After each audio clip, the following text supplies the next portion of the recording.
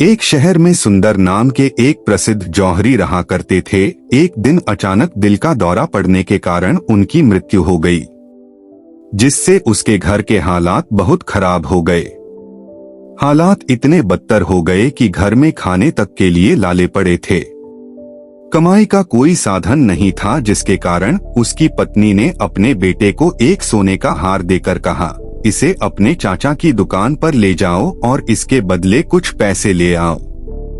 बेटा अपने चाचा की दुकान पर हार लेकर जाता है। चाचा ने बेटे से कहा, अभी बाजार बहुत सस्ता है, कुछ दिन रुक जाओ, बाद में इसके अच्छे दाम मिलेंगे।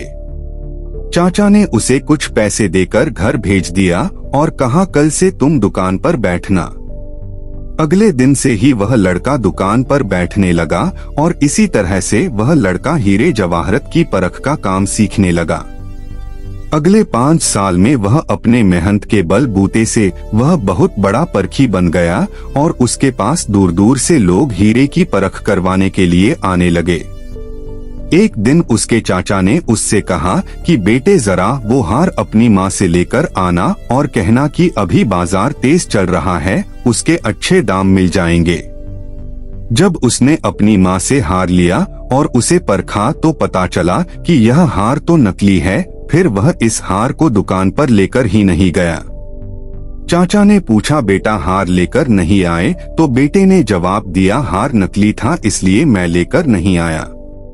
तब उसके चाचा ने कहा, जब तुम पहली बार हार लेकर आए थे तभी मैं देखते ही समझ गया था कि यह हार नकली है, लेकिन मैं तुम्हें बताया नहीं, वह इसलिए कि तुम सोचते जब हम पे बुरा वक्त आया तो चाचा ने हमारी मदद नहीं की और हमारी चीज को भी नकली बताने लगे और आज तुम खुद ही पारखी बन गए हो और अब तुम खुद ही पता लिए कि हार सचमुच नकली है।